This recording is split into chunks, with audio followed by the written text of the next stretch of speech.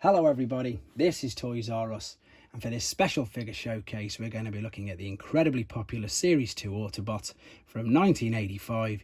It is of course Jetfire. So what we're going to do with this video, we are going to have a look at him in both of his modes. We're going to look at him in his jet mode, with and without his armour. We're going to look at him in his robot mode, with and without his armour. We're also going to have a look at the other mode that you may have not seen or heard, known as the gerwalk mode. So that's quite strange, and I'm going to give you some information regarding that and regarding this guy, who's one of the original ones, one of the original Valkyries, and this is the macross jet, hence you can see there. I'm lucky enough to have a couple of different variants of Jetfire in front of you, so we can see that the one to the right hand side is the original Valkyrie Jetfire macross one, and then this of course is just your normal Jetfire. So I'm going to be discussing in a bit of detail about that. I really hope I can do this figure some justice. I've had so many requests for this particular figure from like Magnum Prime, Ultra Marcus and Spoon from line, and the funny thing is, funny enough, we were talking about this guy quite a bit, and if you don't check your predicted text as you're writing Jetfire, it changes his name to Jeffrey. So if you're talking about him, have a double check. Right, so this is the original, and you see this here, this is the macross logo on it, and I'm going to be discussing, as I say, that in quite a bit more detail in a second. Let's have a look at the main man himself then. Right, I'm going to point out things that you need to be aware of first and foremost, and the first thing, unfortunately for myself, is this. This is another reason why I've held off doing the video. I have no idea how this has happened. It is not broke, it has not come off, it is simply just popped out of there. If anybody knows how to fix that, please let me know. This has probably been sat on my shelf for nearly 2 decades and I've got no idea how it's happened. So that's something to be aware of. Other things to be aware of is these landing gears pop out on springs, and then this bit clips in, so you can get damage clips there. With regards to the actual armor, I'll talk about separately because that's forever getting damaged and broken. For the actual figure itself, unfortunately, with it being white, you can get a yellow tinge with it, and with it being die cast, you can get some quite bad paint chippings as well. But overall, I think it's stunning. It really is a great figure. As a child, I wasn't lucky enough to own one, but one of my friends at the time did, and yeah, I was insanely jealous of him. Here is some size comparisons. I know the Swindle's nice and small, but Cup's quite a, average size figure for the time, and you can see that he just completely towers above them. So what we're going to do then, let's have a quick look. Again, I'm going to be talking about this guy in quite a bit more detail in a second. I'm going to take the macross version out of the box first. We're going to have a look at everything that's inside, because there are some slight differences, and there's some differences with the catalogues in the actual figure. So here we go. Biggest thing you're going to notice straight away is the macross version is ages 5 and up. Can you see there as well where it says Valkyrie? It says this obviously there as part of the TM, which is what this was licensed from. At the top of the box, you've got the quite complex transformation. In honest, it is quite complex for it, and that's why these are getting more and more sought after, because they do tend to break quite easily, and as I'm living proof, just by themselves. There's a price sticker there. I don't know if that, I think that's dollars. $29.99, but it could of course be English pounds. JC Penney, so JC Penney, $29.99. Right, let's have a look inside. So I'll have a look at the accessories first, well, some of the accessories, shall we say, first and foremost. And again, this is another reason why this figure's so sought after complete, because there's just loads of accessories. You've got the 2 large, I suppose, boosters. You've got the things which clip on the legs, the things which clip on the arms. These are constantly getting broken, damaged. These are actually got clips on them, you can see underneath and on the side. That is something to be aware of. Now, these are the most commonly damaged and missing things. So you can see there's a huge stress mark there already, which is something to be aware of. There we go, let's get it to focus. And these actually do come out. So these do come out of there. So sometimes they're missing, sometimes they're broke. You've got some dowels there as well. Let me just show you where these attach. So there we go. So on the back, so the 2 little dowels will attach into there, and then the clip then comes around. I suppose it's his calf, isn't it? It's his lower leg there, and sometimes you can see they don't manage to clip all the way around, but that is why they are so easily damaged and broken. So that's the first part. The cool thing about this is, I think as well, as you can see, that it does split the inner tray. It absolutely has to come in polystyrene. I'm really glad it does, because, you know, in bubbles and in accessory packs, it just wouldn't look the same. Right, so let's have a look at the actual jet then. So, oh, instructions have fallen out. I'm going to grab that quickly here. I'll just pop that there. So we've got the fact that it says its age is this one 7 or 5? This one's the age is 5 and up. Let's have a look at the jet. Now there is a slight little difference of this as well. Apart from that badge there, that's what we're looking for. That's the main reason why this figure is more sought after than the standard one. But the other thing to look out for is there is no rub sign on the back of his head. So I'm just going to pop that there. And if we have a look at this guy, you can see straight away there's a rub sign on his head as well. So the catalogues that came with this particular figure, because he's sort of like a first release, they're slightly different. So you've got just what we would know, I suppose, is series 1 and 2 in the catalogue. Great figures, all very, very popular, obviously. What's interesting there is Metroplex doesn't really have much of his accessories, which is quite interesting. And then everything on the back, yeah, we're up to about series 2. We've got the deluxe Insecticons as well. That's with that catalogue. And then the other thing, we might as well have a quick look at it, is it looks like it's ascending the reinforcements mini catalogue. Yeah, it is. So this is the one that you get to send off for the Omnibots that we couldn't get in the UK. Hence all the prices being in dollars. And there, of course, is the Stars playset. There's all the prices. So that's what's coming inside this. The other bit of accessories that comes with this is the actual gun, which is huge. It's a huge, huge gun. You've got a little bit of the sight, I suppose, is moving on the top. And then you've got the gun clip, which rests on his arm there. And I suppose the gun clip is the most commonly missing piece, to be honest. Right.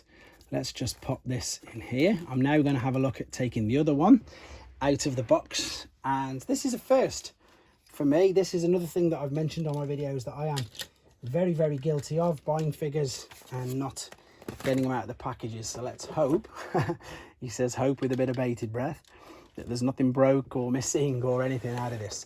In fact, let's have a look at the back first. Is the back the same?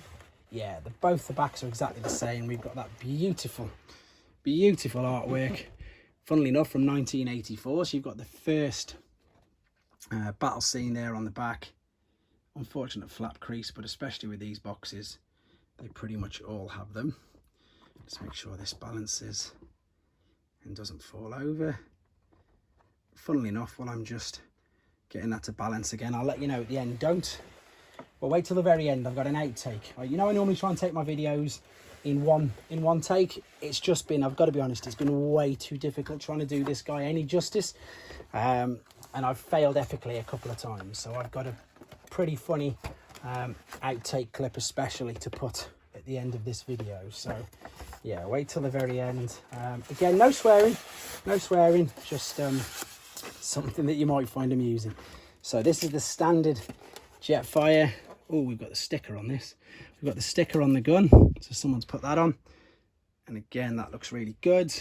The jet, let's just double check what I was saying, just to make sure. Oh, yeah, there you go. Look, that one's got the, you can turn it either way, that's it. That one's got, obviously, the rub sign on the top of the head. So that is a difference. Somebody did ask me about that, and in honesty, I didn't know because I hadn't got them out of the boxes. So there is your answer to that. So the Macross one does not have the Autobot logo on as well. So the instruction booklet is exactly the same, and we've actually got what looks like some partially used stickers here. So here's the enormous sticker sheet. Yeah, they're not all stuck on. That's interesting. There's another toy catalogue here as well. Let's see the differences then. Oh yeah, this is the much more recognizable one from 1985. With that amazing battle scene on there. Yeah, I've actually done a video on this, separate video on this. There's of course the different Astro Train. So it's a much more recognizable catalogue. I'll just quickly show you the other side. There's all the mini bots, and then all the main cars. You've got the different coloured roller there with Prime. That's one of the first edition Primes then. There we go. So we've had a good look at the contents already. I know that people really love to see the contents, so rather than wait until the end, I thought I'd take the opportunity to do that right now. Let's have a look at the accessories then. Of course, they're going to be exactly the same. I'll slowly bring this out, and this now means that in a second, in fact, these have got their stickers on, so these look slightly different. So you can see that they've got the yellow stickers on the bottom of there. So they look slightly different to these. Yeah, so these ones here, see you've got the stickers there, the Autobot emblems, the yellow stickers there. On this one, they don't have any of the stickers at all. So that's a bit of a difference straight away. Right, what I'm going to do now then, I'm going to come back with you. They're both going to be in their jet mode. One's going to be armoured up and one's going to be just standard. Okay then, so I'm back. And there you can see we've got them transformed into their alternate mode. And of course, the alternate mode is the spectacular Superjet, and it's the license based on the designs of the Macross VF-S1 Valkyrie. So this is just the one with no armour on. And things to be aware of, apart from the obvious things which I mentioned earlier, the fact that it's white can get really badly sun damaged. This slides backwards and forwards, so you do need it to be able to hold in place. These can be incredibly stiff for folding out, and this is also on a hinge as well. This can get corroded, damaged, broke very easily, same as the wings. Underneath you've got the landing gear.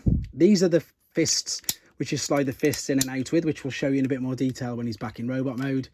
These are die cast. These are spring mounted, which you can see, same as the main ones there. And funnily enough, there's a little bit of corrosion coming into that. And then these, you just need to make sure that they clip in and the plastic clips over them nice and safe. You can see where all the die cast is as well on this. Loads of hinge joints, really sort of quite delicate, I suppose now is the best term for it. There's the head of the robot, and again you can clearly see that there is no rub sign present at all. But a super lovely looking jet. Let's have a look at the one with the armour on then. Again, it's exactly the same, but we've really just folded up the tail, which you can see is there. That's what I mentioned about the hinge. We've got the great big boosters on the back. These are the same pieces which come on the legs. The only pieces that we're really missing in this mode is what's on the back of his forearms, but we don't need that at all. You can see, just again, it just looks stunning. There is, of course, his rub sign. There's all the same things on the underneath, but these have just got the stickers. So I suppose stickers is something to be aware of, because he does have an abundance of stickers. And yeah, just great figures, just great figures. Just a quick recap for you, for the ones who weren't too sure of all the actual parts. If you want to take a note, or if you want to just literally pause the video right now, that's all the accessories that you're looking for. And what I'm going to show you now is this very crazy, and you can see this is official guidebook. It's crazily strangely known gerwalk mode. I'm going to show you that in quite a bit more detail. In fact, we'll do that now before we come into the robot mode. So I'm going to come right back with you, and I'm going to have one of them in the gerwalk mode, and I'm going to hopefully do a bit of justice and detail and explain why we've got two of the molds, why we've got macross stickers on them without them. Let's see if I can get all that covered correctly. Right then, so we're back, and as you can clearly see, we've got the original Valkyrie figure to the left hand side, and the incredibly strange looking, or partially transformed, however you want to call it, gerwalk mode. So obviously not seen in the cartoon and never really shown, for the reasons I'm about to discuss, in honesty. So while we have a quick look at this, again, strange mode, it is half and half transformed. Yeah, this basically, okay, so gerwalk, now I'm going to be reading, so I do apologize, but that's because I do not want to get this wrong. The gerwalk is an acronym for the aforementioned Japanese macross anime, and it stands for ground effective reinforcement of winged armament with locomotive knee joint. And it is exactly that. It's a bizarre configuration of a robot showcasing its protruding legs and arms whilst maintaining its winged aircraft appearance. Okay, so I'm going to try and again now explain why we've got the Valkyrie original, why we've got the macross ones that managed to sneak out with the macross logos on, and we've got the standard Hasbro ones. So it boils down to, and again I am going to be reading, and that's because I don't want to get this wrong. So this is an original Valkyrie, and it's got the macross logo on, and This figure was designed by Shoji Kawamori, and it's the Super Valkyrie, and it was one of the most iconic mecha creations of the 1980s. And of course, it's a little surprise. Obviously, Hasbro and Takara were buying up all the Transformers that they could. So, you know, Diaclone, Microman, anything that was a transforming robot, they were buying up so they could use in their stories, in the cartoons, in the comics. And this guy is obviously massive, very complex transformation, very, very popular. So they brought it, and it's a little surprise the company Takutoku rushed a transforming toy based on it as the series took off. So I say in Japan, they had the anime of the Macross cartoon. Right, so they purchased the design, which I've just said, and they renamed the robot Jetfire, and they added it to the Transformers family, and they also managed to acquire the deluxe Insecticons from them as well. That's why there's not much talk about them, and they also weren't in things like the cartoons. But problems arose when Takutoku went out of business in 1984, and then the Japanese giant Bandai brought up Takutoku. And with a Macross movie renewing interest in the series, Bandai decided that it wanted to re-release these Valkyrie toys. That's why on the boxes, underneath here, you can see again that it says Valkyrie, and it's trademarked as the Valkyrie. So, the following year, Macross appeared in America, albeit in a modified form as part of the Harmony Gold series Robotech, which meant the kids across the world would see the Jetfire design in an entirely different context.